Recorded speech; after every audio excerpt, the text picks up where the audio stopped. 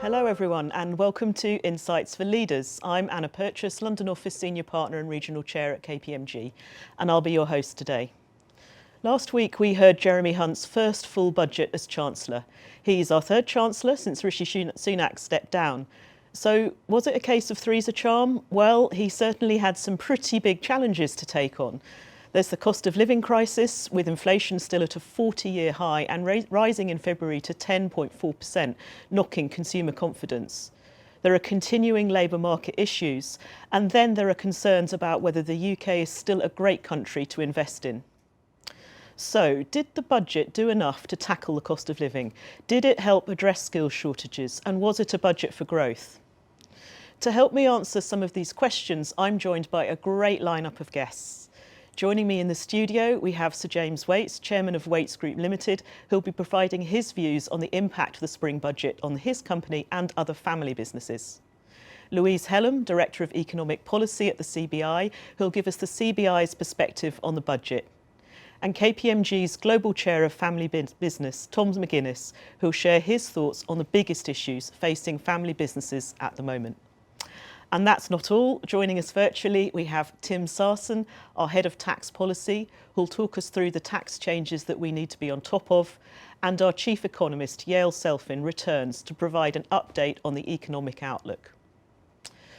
We'll save as much time as we can for your questions during our Q&A. Please share them with us in the chat box on the right of your screen. We'd also love you to share your views on the budget. If you aren't familiar with the Spot Me platform, please check the chat box where we'll share top tips on how to get the best out of this event. Right, lots to talk about, so let's get started. Hi Yael, great to have you back with us. Hello. So, given that the Office of Budget Responsibility delivered an improved outlook for the economy, can we breathe a sigh of relief? What does that mean for business leaders joining our event today? And what's the economy going to look like this year and next? Lots of questions, Anna. So the economy has proved to be more resilient than expected at the start of this year. Although the likelihood of a recession is still there. It's a little bit less than previously, but it's still there. And we're still expecting negative growth overall for 2023, even though it's going to be relatively small.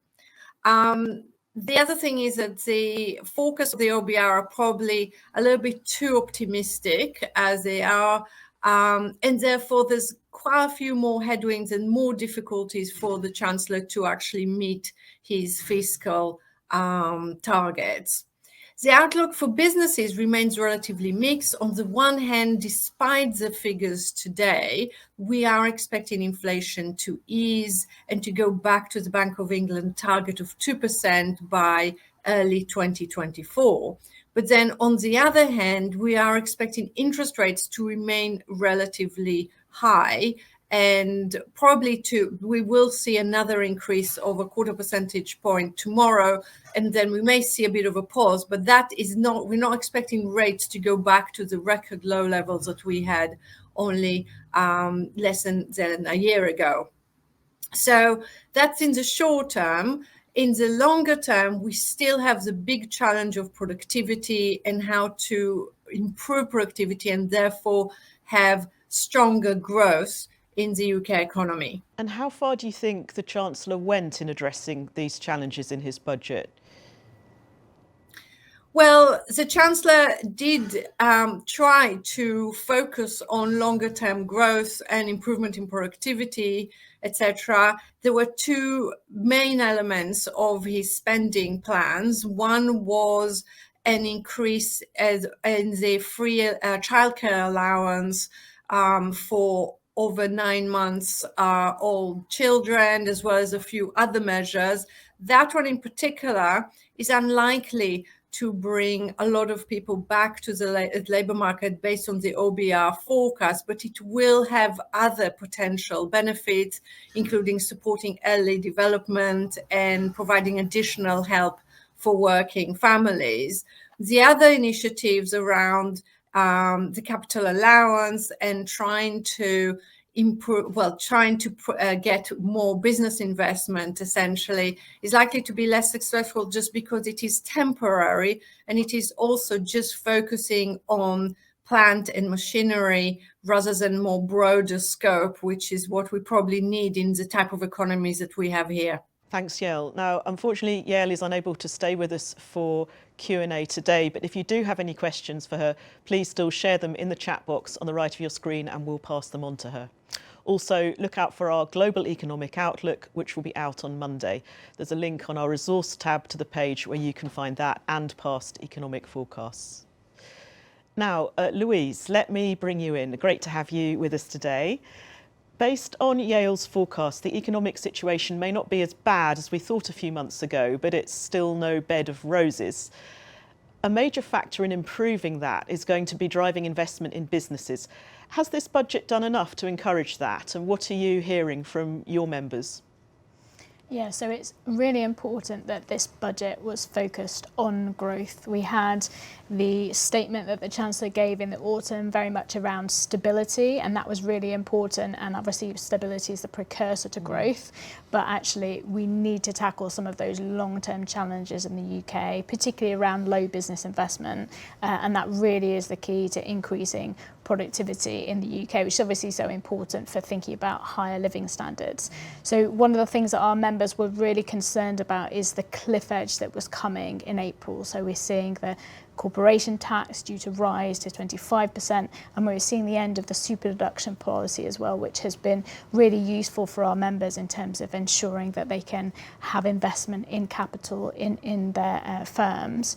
So we were calling for a full expensing, which the Chancellor delivered, and that means that if a firm invests in plant and machinery, they can take the cost of that investment off their taxable profits in that year and face a lower corporation tax bill. So really encouraging those firms that have the good behaviour and investing in their firms, they're getting that benefit. And importantly, that's really important for cash flow at the moment when firms are being squeezed by higher energy costs, higher labour costs. But as Yael said, that measure is only temporary. So we've got a kind of stay of execution for 3 years, but we've still got this big question about what happens after that. And actually for businesses, thinking about that stability is really important when they're thinking about their investment plans. And again, as Yael said, this is just focused on capital investment and actually on the kind of encouraging investment in innovation. We did have a few measures that helped with R&D tax credits and remove some of the harm that was actually done in the autumn in reducing those incentives for small firms. But we still need to see, I think, more in that space, and particularly, like we say, this stability for the long term, and that really is key for businesses when they're thinking about their investment plans. Absolutely, and I'm sure Tim will come onto that later on. Now, this was labelled the back to work budget by some, and it includes a lot of things that were asked for around childcare, for example. But what will it take for the measures to work and help address the labour market issues and skills shortages that your members are facing?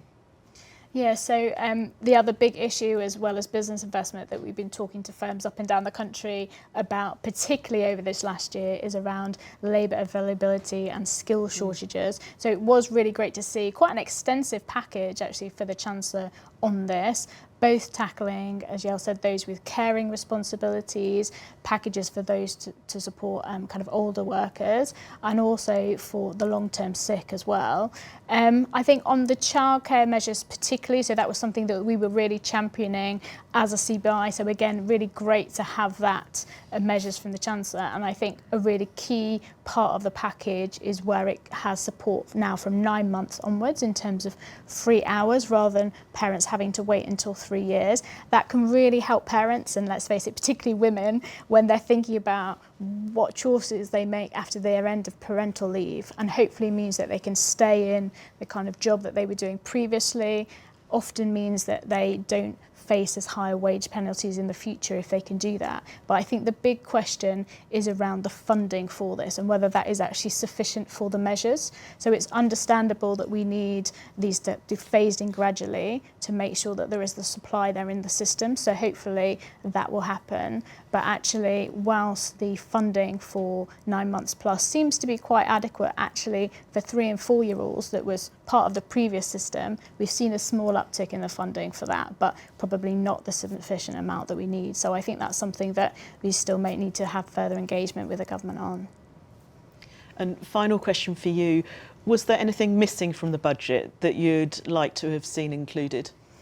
Yeah, so I think a couple of things. One in particular is that whilst we had that big labour market package, actually there was relatively little on skills. So that's a big area that we need to see, and particularly that the number one issue I can say when we talk to businesses that will come up if you talk to them about skills is the apprenticeship levy, and really needing to see a lot more flexibility on that, especially as we're moving to a system where people often need to top up their skills as they go on throughout their life, rather than always, a 12-month course being all they need for the rest of their career. And the second really big issue as well is I think we're still quite disappointed that there wasn't that much on green, both energy efficiency and around energy security as well. So, I mean, the Chancellor talked quite a lot in his speech around fixing the roof, but actually there wasn't that much when you're thinking about energy efficiency, and we really want to incentivise households and firms to think about better insulation, solar panels, to how can we reduce costs on energy in the longer term.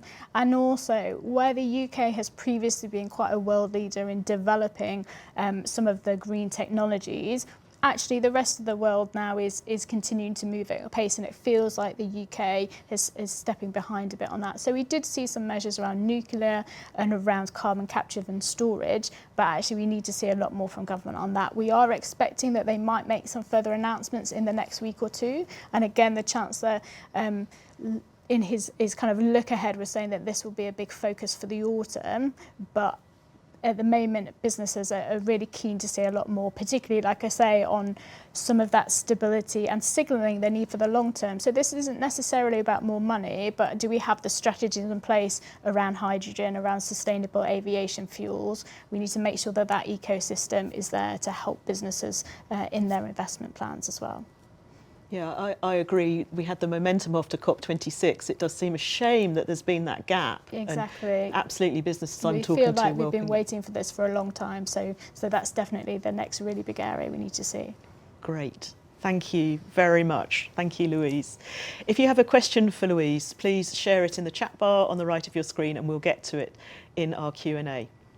Right, I'm going to bring in Tim Sarson now, our Head of Tax Policy. Hi, Tim. Hello. Now, I believe that running up to the budget, the KPMG tax team shared its predictions for what we were likely to see. So how did you fare? Well, that's a very good question, Anna. I'm glad you asked it. Yeah, so every time before a budget or a fiscal event, we come up with some predictions which are informed by a mixture of what we think is needed, and therefore what will be logical for the government to do, what Yale has been telling us in terms of how much fiscal headroom they've got to spend money, of course, and to cut taxes, or the need to rise taxes, and then also the leaks or the sort of indications that tend to come up, particularly from the government-leaning press in the days leading up to the budget, which give us a sense of what's on there. I'm pleased to say I think it's probably our best ever performance. We pretty much predicted it all. I think there are only a couple of things that we got wrong. So we predicted there would be a replacement for the super deduction that would focus on capital expenditure but wouldn't be as generous and would likely be something along the lines of full expensing, in other words, a 100% first-year allowance. We predicted, yes, the corporate tax rate was going to go up to 25%, despite some noise to the contrary. We speculated that we thought it was highly likely there would be something done to support childcare, even though it wouldn't be full payment for full-time childcare. That's what we got. We said that something would be done around the pensions lifetime cap, as indeed it was. And we also predicted a number of areas that wouldn't be touched, that probably need to be touched at some point, including the strangely high marginal rates at certain levels of the income tax bandings, the VAT registration threshold, business rates, which are overdue reform and have been for a long time. I think the only two surprises were, I didn't think they were going to go quite so far on the pensions lifetime cap. I thought they would just raise it in line with a bit more than inflation. And we thought it was pretty bang on likely that the repeal of sovereign immunity for rental income in the UK, which had been consulted on, was going to happen. And that didn't happen to our surprise. But otherwise, yeah, we got it pretty bang on this time. Well done. We just heard Louise's thoughts on what was missing from the budget. What else would you like to have seen? Yeah, so I echo a lot of what Louise has said, by the way, but particularly on green. I mean, there is some more coming. We've been promised a response to the US's IRA Act, and I think that's important. But for me, yeah, a couple of areas that were definitely missing. There's a whole load of oddities in the UK tax system that need clearing up, because they're actually actively causing people to behave in ways that are not good for the economy. One of them is, as I mentioned before, these extremely strange, very high marginal rates that you get at certain levels of the income spectrum when you have a combination of tax rate changes themselves, but also importantly the tapering of allowances or of support like childcare. And that means that there are people in the system who are disincentivized from earning more and for doing more hours, and a lot of those people will be at the sort of level where their contribution to the economy is pretty important. That hasn't been dealt with. It doesn't surprise me, because I know certainly HMRC have told me in the past these items tend to be in the too difficult pile, because you always, or you almost always, either end up spending loads of money when you fix them, or if you want them to be revenue neutral, it means you create some losers who tend to be a bit more noisy than the winners from those sorts of changes. We really do need an overhaul of business rates to equalise and to support the high street, and also to discourage land banking, which is a sort of long-term problem in this country. And we really need this roadmap. That's what everyone wants. I thought that the 3-year sunsetting of the full expensing, which is necessary basically because of Treasury accounting in order to meet those fiscal rules, that just it's evidence of, it's a symptom of this sort of short-termism in the way that things are planned, and it kind of undermines the message that the government is trying to send to business, which is that the UK is investable and predictable. And everyone keeps talking about a roadmap. What does a roadmap mean? It means a long-term plan for where we want the corporate tax system to go and why we want it there, what we're looking to aim. And in an ideal world, that would also be cross-party. There'd be some consensus behind it, but we're still missing that, unfortunately. I think your point about needing a roadmap is really important and interesting. Maybe we'll come back to that point around cross-party consensus, but we need that level of certainty to help encourage more investment in the UK. Tim will be back with us for our Q&A, but let's go to our next guest now. So James, thank you for joining us in the studio today. We've heard the CBI's views on the budget, but as chairman of the Institute for Family Business, what's your take? Will the budget help or hinder the growth of family businesses in the UK? I think it's a step in the right direction. I think it's brought, as Louise said, some greater stability to what we're looking at. It's allowing us to actually see that things are perhaps going to get better. I think, notwithstanding the economic challenges we still face, I think whilst it's not necessarily a budget for massive growth, it is something that we can actually say, well, we can move forward on this. We've got opportunities to start looking at what we're doing in our businesses. There are some good things in there, but there are some things missing, and actually they've been touched on. I mean, I think business rates reform is critically important. We've talked about pipeline, actually, in my business, in the sector generally, to actually see what's ahead of us, to actually be able to plan for that, I think is critically important. And if you talk about the R&D side, that's very important. We need to do more of it. But again, unless we can see the long-term opportunity ahead of us, what is going to incentivise us to invest if the taps are turned off? I mean, I reflect back in the 70s when we had a business in the States. We put a big effort into there around a government building programme. Change of government, that programme stopped. We had to pull out of the States. We've never been back since. And it's that sort of uncertainty that business really doesn't want to have. Yeah, that's right. And thinking a bit more about your business weights, what does the budget really mean for it? Does it tackle the key issues you're facing as a construction business? Will it encourage you to invest more? Some and some. You'd expect me to say that, wouldn't you? So I think that there are some good things in there, but I think there's some great missed opportunities. We did touch it earlier on the green agenda. I think the decarbonisation agenda is the greatest opportunity in the built environment to change the dial on what's happening in the world. And I think there is a lack of energy, I would say, from the government to actually get behind that.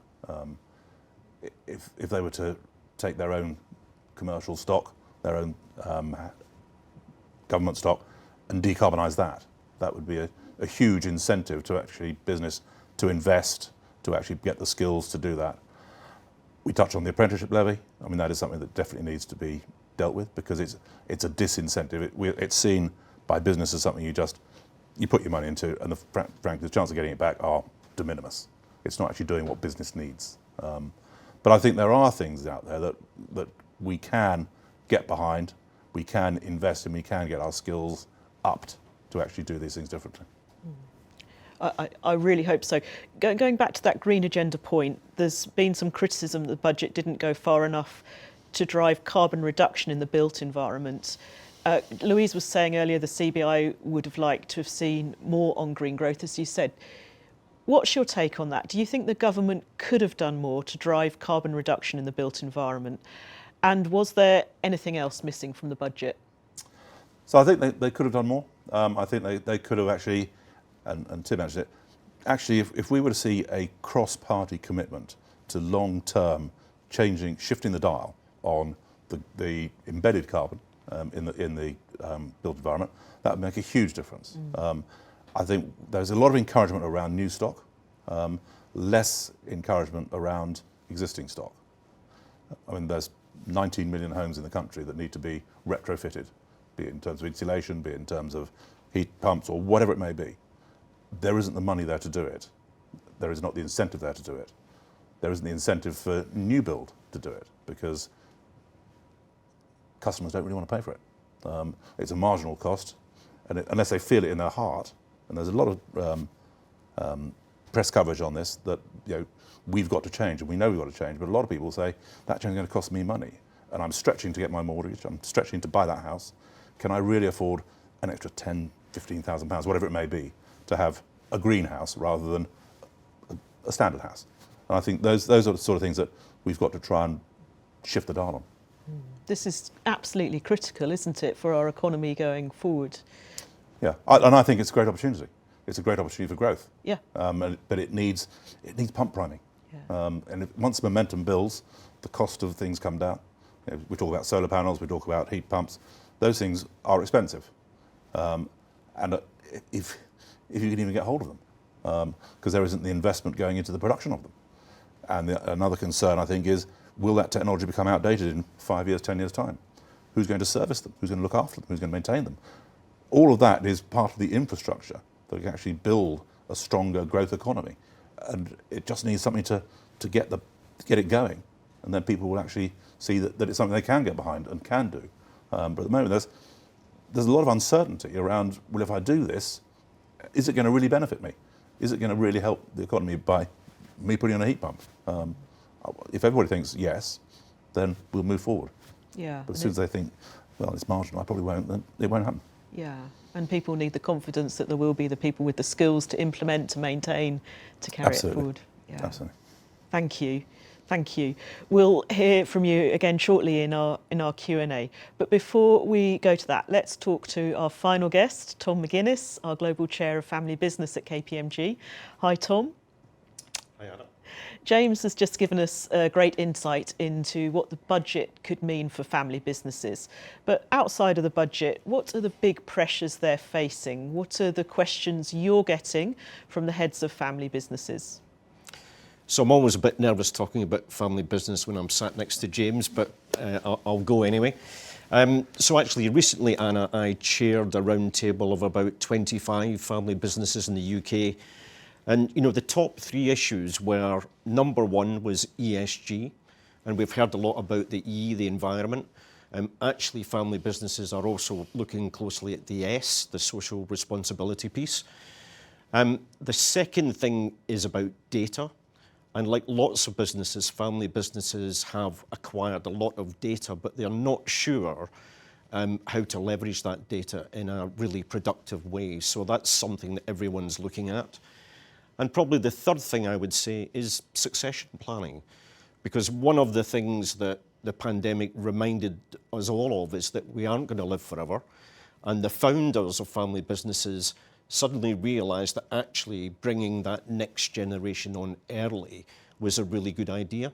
So it's accelerated that process. And so, Tom, what can businesses be doing to tackle these issues? Can you give us any practical advice? Yeah, so from a practical perspective, I think, you know, on that ESG journey, it's about persuading your stakeholders that you're doing something credible. One example, I think, is that what I hear from my debt advisory colleagues is that every refinancing of debt going forward will need to have some kind of ESG measurement applied to it. So you won't be able to refinance unless you have embedded your ESG strategy. I think the second practical thing is something called the B Corporation accreditation, which I'm seeing many family businesses applying for. And one of the great things about that is there is now data to support the fact that acquiring that accreditation will improve access to capital, but it will also improve talent retention and recruitment. You know, and one of the things that Louise said earlier was this whole issue of resources still scarce. So what could you do to differentiate yourself as an employer? So I think those are 2 practical things on the ESG point. I think on the data point, you know, my sense, I don't know if James would agree, but, you know, family businesses have perhaps underinvested in technology over the last 15 years. Now with data being an asset that they can leverage, it's also something that they need to protect. And so the risk of cyber attack is something that needs to be protected against. And so having some kind of maturity assessment around that would be sensible. And I guess the last thing on succession planning, never too early to plan. I think that's probably the thing I'd say most. But in terms of practical experience, I'm seeing a big rise in refreshing family governance frameworks.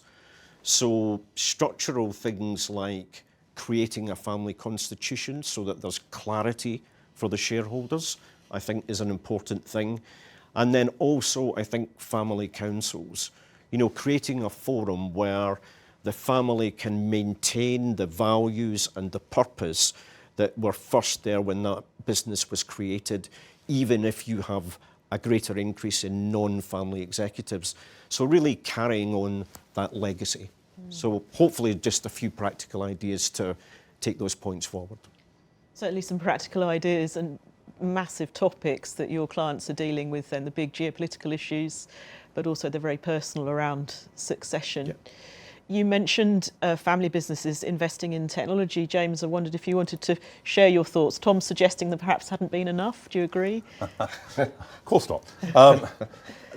Funny enough, I think the pandemic was a great example of without technology, we would have failed.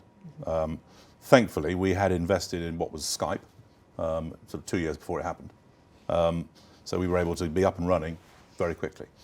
That became Teams, and now the amount of work we do on Teams is unbelievable. Yeah. It's been transformational. And interestingly, and I think this is a really interesting thing, when you look at DE&I, diversity, equality and inclusion, it's incredibly helpful because it means that you can be much more embracing of gender diversity, for example, because the school runs and such like can be fitted in around Teams meetings. You don't have to actually be in the room to be there. And I think things like that have been incredibly powerful. Have we underinvested? Probably. But I think what, as Tom rightly said, with the issue of data, cyber attacks, all that sort of thing, actually you can't afford not to. You've got to be up on it. You've got to be driving it the whole time. Completely agree. Thank you. Right, it's time to answer some of our audience questions from the Q&A. Thank you very much for those. James, I'm going to come straight to you again first. Levelling up, normally a big topic of discussion. Will the regional investment zones get the levelling up agenda back on track? I think they should be an incredibly helpful springboard. The fact that there's 12 of them, I think that will lead to economic activity in terms of construction projects, and construction, as people will know from what I've said in the past, the economic multiplier of construction is massive. It used to be £2.84, Louise will correct me, but for every pound invested, it's close to £3 worth of economic benefit. So if you're getting that into the regions, then I think that's going to be incredibly helpful. That will create jobs, it will create skills, it'll attract investment. And we're seeing this where we're building one of the only gigafactories in the country up in Sunderland, where we're actually able to pull in and train and develop people in the local economy to deliver on that massive, massive, critically important project. Great. And we're coming today from Canary Wharf, the original development zone. Louise, what do you think? Do you think this is important? So I think it's incredibly important to think about how we can make sure that kind of all areas of the UK are firing on all cylinders. I think that the shift that we're seeing towards these investment zones is really interesting, and the government has set out a little bit of their thinking on that, but actually I think there's a lot still to unpack and see where this is going to be developed.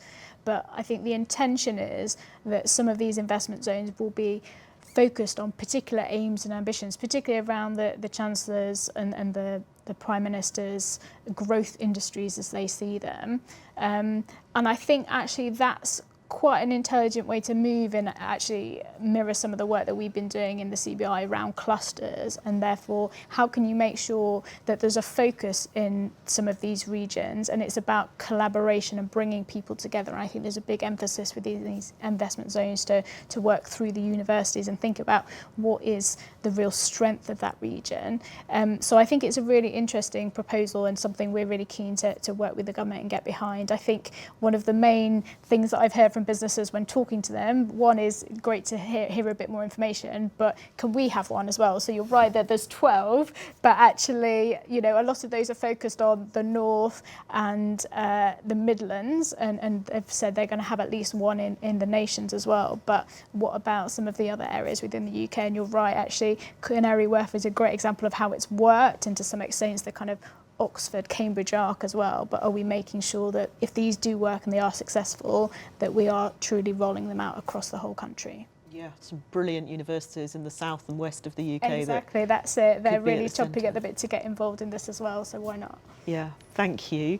I think a really interesting question here, and absolutely right. We've had COVID, the Ukraine crisis, we've got liquidity issues with major banks in the US and Switzerland impacting our markets. What's inside and outside the control of the UK government? Perhaps I could come to you to kick us off, Louise. Yeah, sure. So I think it's a really interesting question, and the UK is obviously not unique in being hit by a lot of these global factors.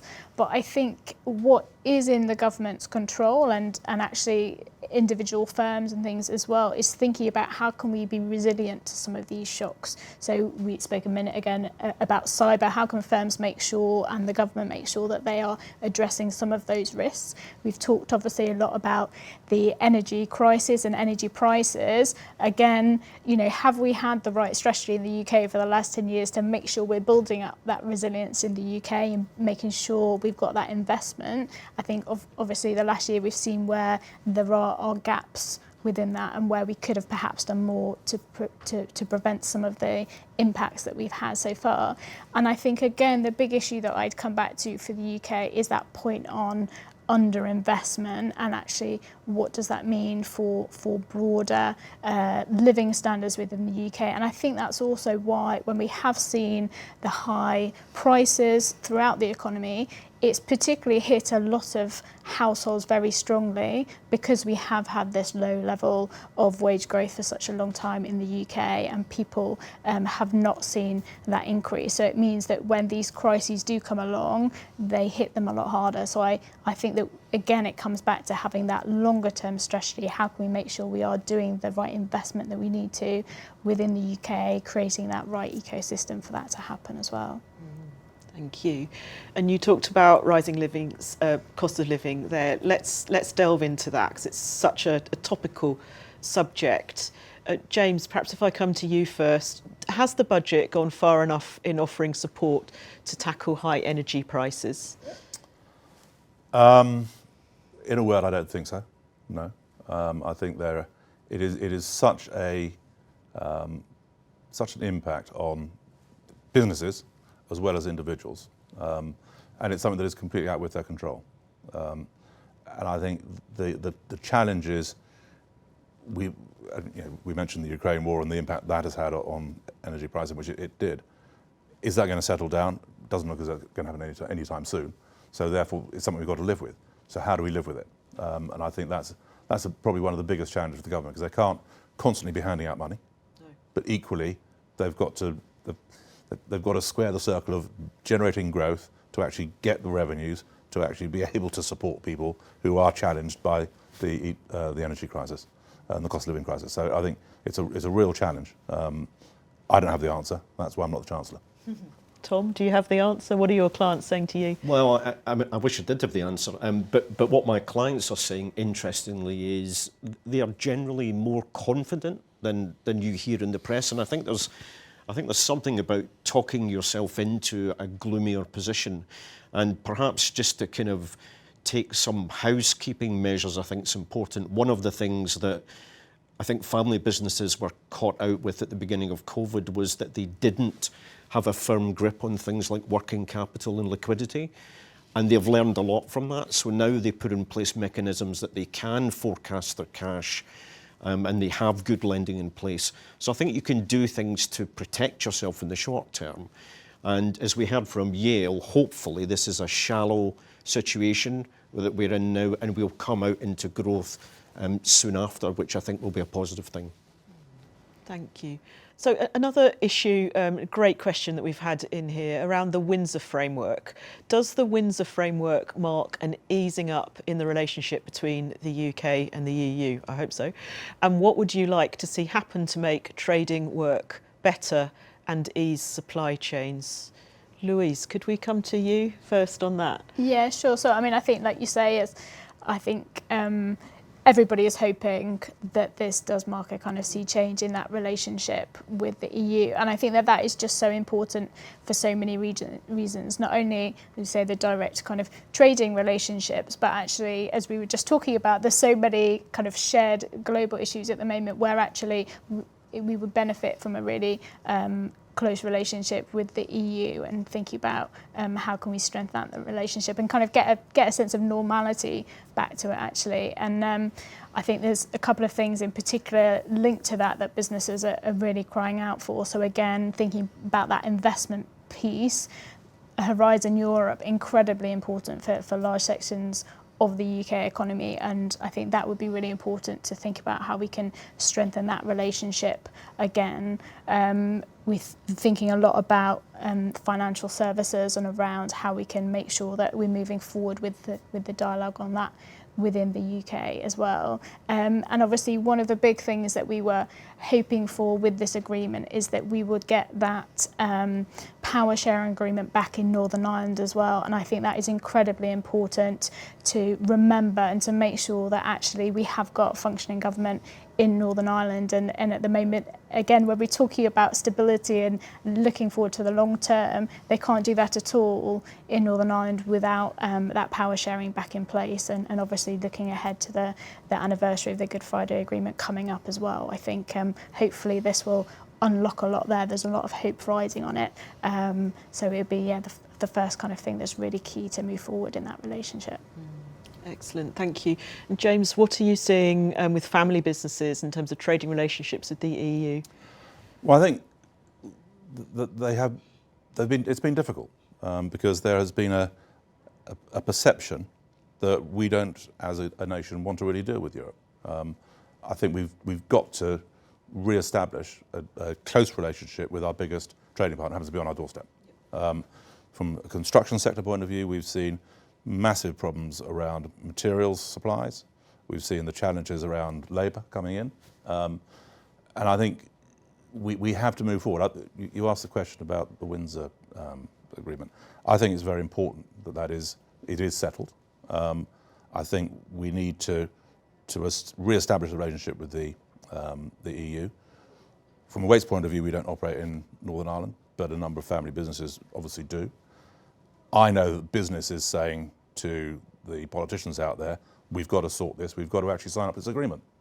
And I find it incredibly frustrating that a few very stubborn politicians could scupper the whole thing, and that would be a tragedy. Yeah, absolutely. Tom, you're nodding, you agree? Yeah, totally. I mean, I think when I talk to family businesses, it's exactly the same. And we're very close to an organisation called the European Family Business Organisation, and they are very influential on policy-making decisions with Brussels, and so they apply a lot of pressure. And I think, I think it's good for organisations like the IFB in the UK to make sure that we lobby the government on policy changes there as well, so that trading just becomes that much easier between the UK and the EU. Thank you. I think we've got Tim back. Okay, I think one that we'd love to hear your views on is around levelling up and the development zones, and your thoughts on whether that will really help us in the UK. So I think they're a good idea. There has historically been quite a lot of scepticism about enterprise zones and development zones for a couple of reasons. Firstly, that are they just displacing activity from one place to another? Secondly, are they displacing people from those areas and essentially sort of gentrifying without really transforming the area? But I think they're a good idea, and one of the reasons why I think that's the case is because there's an element, albeit a small element, but there is an element of devolution involved in these proposals. And I really think that one of the big problems holding the country back for the last decade or more has been the ultra centralisation of decision making in the country, which means that regions can't make decisions about what suits them and what sort of development they want. I would like to see the development zones go a lot further, both in terms of the investment zones, both in terms of the amount of devolution and leeway that they will give to regions to make their own decisions, but also just the scale of government investment and the infrastructure that needs to sit behind it as well. We shouldn't be doing these things in half measures. Great, and I'm going to stay with you. Tim, there's one on tax for you. What's better for encouraging business growth and investment, reducing the headline rate of tax or more targeted incentives? If we start with you, Tim, and I'm sure my guests in the room will have views too. Yeah, this has been a long-running debate. It's a bit hard to compare like for like, because obviously the scale of tax increase from 19 to 25% is bigger than the scale or value of the full expensing. So you can't really compare the two and say which of those is better. But it feels to me like globally we're moving, and partly because or triggered by the introduction of the global minimum tax, which is imminent, the 15% minimum tax, partly also because governments have seen that lower headline rates haven't necessarily translated into increases in investment. I think the new global consensus is that it makes more sense to have more of an active industrial strategy, an interventionist industrial strategy, where government tax policy is looking to incentivize particular activities. That's not to say that all taxpayers are going to be happy with that, because there is a signalling effect that a low headline tax rate has, which says we're open for business, we're a good place to invest, we want business. So, and we do, there is a danger of losing that. If you are going to have more of an interventionist policy, if you're going to pick winners, I think the important thing again is that you need to do it big time. Don't do it in half measures. The US, the tax elements of the US's Inflation Reduction Act tax credits alone, 270 billion. Now, if you convert that into the size of the UK population versus the size of the US population, we'd be talking 50 billion plus of tax credits, and we have nothing remotely like that at the moment. So they're going to do it. They need to do it big time, and they also, as I mentioned before, need, I think, to couple it with at least a degree of fiscal devolution. Thanks very much, Tim. Any strong views on any of those points in the room? So, I mean, definitely agree with a lot of Tim was saying there. I think it depends a lot on what type of business you are. If you're looking at the headline rate of corporation tax versus some of the capital allowances changes that we were talking about here, I think the important thing for us, like I say, again, is around having that kind of roadmap that, again, Tim was talking about earlier, and actually that's something that we're also developing within the CBI, about thinking about what could a tax roadmap look for businesses, and where actually we're thinking about coming up potentially to an election relatively soon, and I think that therefore you, again, having that consent, I think we've got a broad political consensus now around the need to go for growth and think about increasing investment, but about the best way to do that. And again, where I think the consensus has probably shifted a little bit to thinking about some of those allowances and how they can support investment. And I think for us, it's about really using the tax system in a smart way. So actually the full expensing measure we talked about earlier, it doesn't actually change the generosity of the scheme, but it really works for businesses because it's prioritising that cash flow for them, which is the important thing. So I think, again, when we're looking at the tax system, what is it that we're trying to achieve? And then is it kind of configured in the best way? And I think that's the way to approach some of these changes. You're both agreeing. Yeah, I mean, I think I'll look at it from the perspective of the headline tax rate is irksome. I think for big business who can find their way around the tax codes and all that sort of thing, and the incentives and so on, you can manage it, and you can actually reduce it effectively by applying for all the credits and such like. I think for smaller businesses, it's just scary because they're saying, I've just been charged more. I don't have more money to invest in my business, unless of course they've got very smart accountants like KPMG advising them. Tom nodding furiously at that point. Anything you'd like to add? I have to nod to that, don't I? I think there's actually a bit of psychology here, Anna, because to me, the increase in the headline tax rate feels like a stick. Incentives feel like a carrot. You know, and if you look back at the success of the R&D tax credit system, the super deduction for capital allowances, which encouraged a lot of additional investment, for me, it feels like that's the way to go, and that's the way to build confidence in the system. Thank you. Tim, I'm going to come back to you because we had a good discussion around the Windsor framework marking an easing up in the relationship between the UK and the EU. What would you like to see happen to make trading work better, and thoughts on easing supply chains? I think it's already been mentioned. First of all, I'd like those rebels to stop messing around. But assuming we get through that, there are quite a few areas where, short of full rejoin of the single market or the customs union, where I think things, with a bit of goodwill on both sides, which I think is where we've got to now, I think things could be supported quite a lot. One of them actually is on the basic point of crossing borders. I know it's not the end of the world, but the fact is it is particularly irksome for British-based travellers, business and leisure travellers, to be getting into big long queues and then having to explain to passport control what's brought them to the country. And that's just that tiny little bit of friction which makes travelling abroad for business or leisure that little bit more difficult. That could be dealt with very quickly. There is nothing in the TCA that requires us to have those sorts of border arrangements. And actually coming into the UK is a little bit easier than going out from the UK. Labour have talked about a veterinary agreement that would make a big difference for a lot of agricultural products. There are a number of other easements which I think we will see over time that will make life a bit easier. And I think the other thing, unfortunately for those who want to see significant regulatory divergence, is the fact is we're right next door to the EU. It's our biggest market. We're going to have to remain in a convergent scenario. We're going to have to keep converging with with single market legislation or single market regulations, except in a few specific areas, because if we don't, it will then give a disadvantage to our exporters. So I would like to see ongoing dynamic convergence of regulation. I would like to see some of the simplifications, like, for example, veterinary agreement.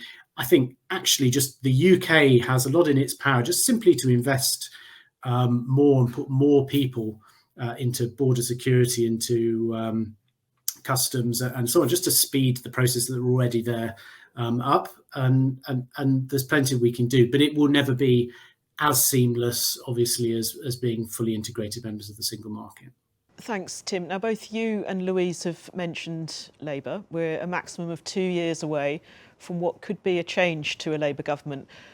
Interested in Tim's views, Louise's views, all of your views. But I'll come back to Tim first. What can the Labour Party do to provide a sense of stability, do you think? I think there's a good opportunity for Labour and actually for the Conservatives here to identify areas of public policy as they relate to things which we all agree on, and actually come up with some sort of consensus. So there is, broadly speaking, a consensus on the role of government in society now. Interestingly, it's not that big a gap, really. Both sides are being quite Keynesian, they're quite interventionist. That they're both interested in industrial strategy. There's a consensus that we need to get to net zero and that we need to invest in it. There's a consensus that life science is a really important industry for the country. There's a consensus that we need to build more. We need to build more infrastructure. We need to build more houses and lots of other things as well. And so actually that means, I think, that what Labour can do is twofold. There are things they could do that would be quite low cost, really, in terms of political impact, that would reassure business a lot. One thing I would like to see Rachel Reeves say is, we will maintain full expensing if we get into government, and actually we'll maintain that for the full extent of the next Parliament, rather than sunsetting it after the 3 years. I think there are other areas of tax policy they could promise that too. But I think the other thing that Labour can do, and I think unfortunately for the Tories, it would be harder for them to do it after 13 years of government, is they can maybe energise the country a bit into, we need a sort of national mission. We're drifting. It feels like we're drifting at the moment. And actually, with quite similar policies, I think, on economics and tax and spend to the current government, I think just to inject a little bit of enthusiasm into it and go in a bit harder, both feet first on something, particularly green investment, then it may just give us a bit of a zhuzhing that the economy needs. Loving that idea of zhuzhing. Louise, what are your thoughts? Yeah, very much agree with that. I think some really important points there. I think we have seen quite a lot of consensus, actually, particularly over the last year from both those main political parties, of agreement on what some of those big challenges are, particularly around investment and productivity, as we've said, the longer term challenges around living standards. Very keen, exactly as just said, to see that commitment from Labour around full expensing. I think, like I say, if we can have both political parties signing up to that, at least in principle, that will give a lot more of this longer term certainty to businesses. Love to see, again, consensus and similar drive around the green growth agenda, and obviously Labour have said quite a lot on that in the past, and we've also heard quite a bit around business rates today as well. It's something we weren't expecting to be in this budget last week, but continues to be a big priority for us going forwards, and thinking about actually how can we reduce that really high tax burden on businesses through the business rate system as well. So I think if we can get some consensus on some of those really big issues, that can help provide a lot more certainty going forwards, and that will be really key and really important. Absolutely. And Louise, staying with you, we've got an audience question. What are the considerations for the Labour planned reversal of the abolition of the lifetime allowance for pensions? What are your views on that? So I think it was a really interesting strategy from the government in the budget to introduce that. I think, as we said, it went a lot further than we were expecting it to happen. There obviously are lots of pinch points within the system, and you can understand what they were trying to do there. But obviously, again, it's another one of those policies where we potentially have got quite a short-term position now, and if Labour come in, it looks like it might change, and actually that can create some really perverse incentives for people, where actually they might decide to exit the labour market sooner because they want to leave in that window. So I think it's potentially an example of where the government were trying to make a big impact and a difference here, but it might have some quite big unintended consequences, actually. Yeah, absolutely. Thank you. And James, if I can come to you to talk a little bit more about the apprenticeship levy, because the audience agreeing with you, and when you raised this point, the business request for a flexing of the apprenticeship levy was not acted on. Was this a major omission? I think you'll say yes, given your previous comments. I'll say yes. I mean, I think it's so important that people are encouraged to continue developing their skills rather than just say, draw a line, you're now trained. Nobody's ever trained. You are continuously learning, continuously developing. And I think one of the challenges business has is, as I said earlier, the apprenticeship levy is just seen now as a tax. It's a levy. We don't see the return on it. Actually give it more flexibility, repurpose it, allow business to really get stuck into using it to develop its workforce for now and the future, I think is very important. And that comes alongside actually seeing the government pipeline in terms of what they're going to do, particularly in infrastructure and building, where you actually start to say, well, this is where we're going. This is the training we've got to do. These are the people we've got to get on board. And I think the short-term alleviation on some of the skills that we're allowed to bring back in, I think from Europe, I think is incredibly helpful on visas. But that's short-term. We've got to be training now, so we don't need it in the future. Thank you. Tim, can we come to you for your thoughts on the apprenticeship levy, please? I pretty much agree with James. It's one of those things on the list that really should have been dealt with 2, 3, 4 years ago, and still hasn't. I don't think we've quite. I mean, the introduction of apprenticeships, it was a long time ago now, or the reintroduction of apprenticeships was a good idea. It's just the way that we charge for it and then what businesses get back doesn't quite work. So I don't really have anything to add other than to say yes, it should be near the top of the list, either of this government in the next couple of years or of an incoming Labour government. Great, thank you. And staying with you, Tim, there was nothing on capital gains tax or wealth tax in the budget. Are we likely to see those reappear in the autumn? What will be the impact on businesses?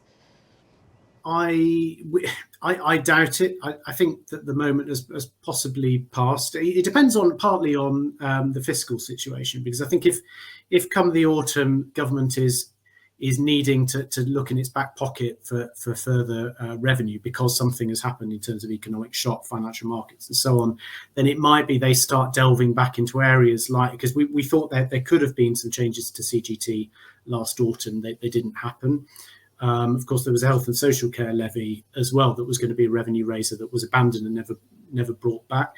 I think those are probably in the too difficult pile, because I'm not sure that this current government is really going to want to take on fights with more stakeholders. So I think they'll remain in that very large pile of sort of big picture questions about what our tax system is about, what it's trying to achieve, and how we have the right sort of equalised and level playing fields in terms of incentives for different types of activity, different types of earning. But I don't personally think we'll see anything on CGT, or certainly not wealth taxes this autumn. Okay, well, thanks for all your questions. I'm afraid we're out of time for today. If I was going to summarise, I think big calls for that roadmap, so we have some more certainty into what it takes to understand the UK economy, to invest in it. It just remains for me to say a big thank you to our guests today, James, Louise, Tim, Tom and Yael. Thank you very much. And for those who've joined us, please visit the resources tab for all our latest insights, content and events. Thanks for joining us today. We'll be back in April. We hope to see you then. Thank you.